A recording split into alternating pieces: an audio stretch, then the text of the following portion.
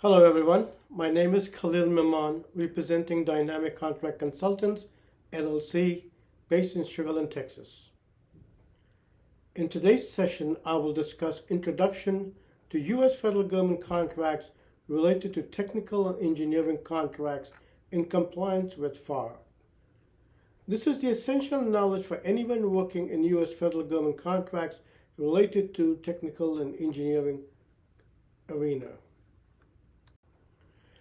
Today's discussion provides a comprehensive look at how technical and engineering functions operate across the entire U.S. federal contracting lifecycle, from pre-award planning and proposal development to post-award execution and compliance. In federal contracting, technical and engineering teams are not just support functions. They are mission-critical drivers of both competitiveness and successful contract performance. Their role begins early in the acquisition process, where they help interpret requirements, assess feasibility, and shape viable technical solutions aligned with agency needs.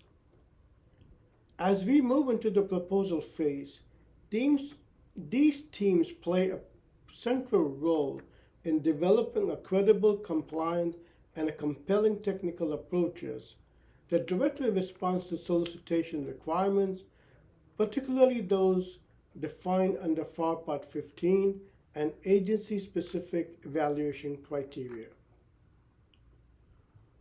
Post-award, the focus shifts to execution, where engineering rigor, quality control, and performance management must align with contract requirements while ensuring ongoing compliance with FAR Part 42 and applicable DFARS clauses, specifically in areas such as cybersecurity, data rights, and contractor business systems.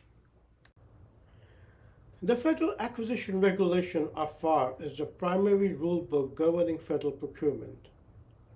For defense contracts, DFARS supplement FAR with additional requirements.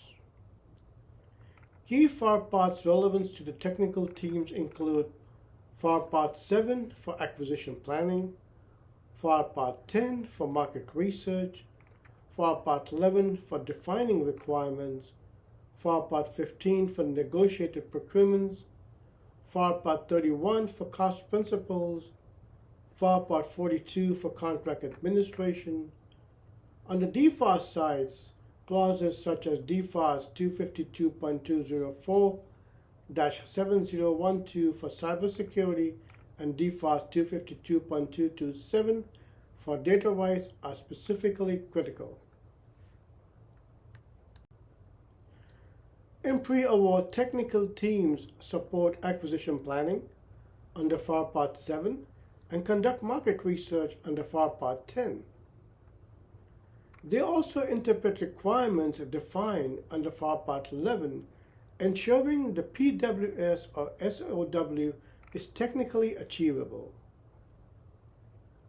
This phase is crucial for identifying gaps, risk, and potential innovations before proposal submission. Engineering teams must align the technical solution with cost realism requirements under FAR Part 15.404 and contract type considerations under FAR Part 16. For DoD work, DFARS Part 215 governs proposal evaluation, while DFARS 252.204-7012 imposes cybersecurity controls, particularly for controlled unclassified information. At this stage, the basis of estimate, or BOE, is developed to connect engineering effort with pricing. Under FAR Part 15, the technical proposals must strictly follow Section L instructions and be written to score against Section M criteria. Engineering contributes to technical approach, staffing plans, quality assurance process.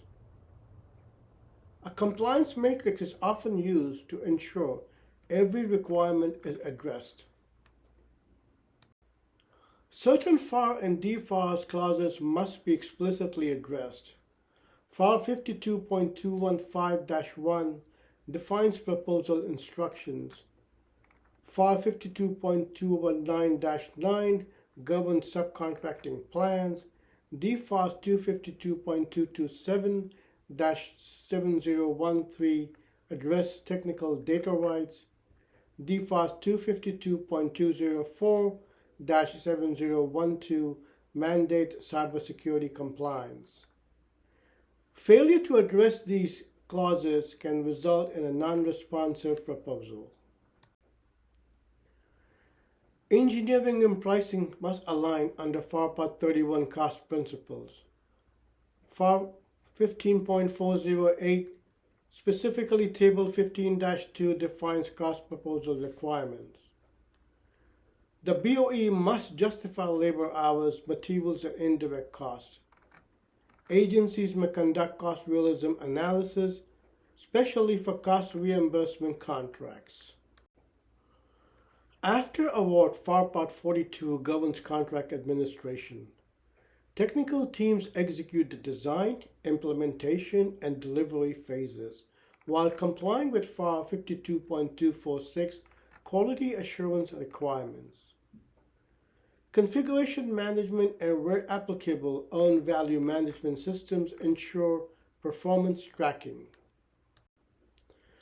Post-award compliance includes FAR 52.232 for payments, FAR 52.243 for contract changes, DFARS 252.242-7005 requires compliant contractor business systems.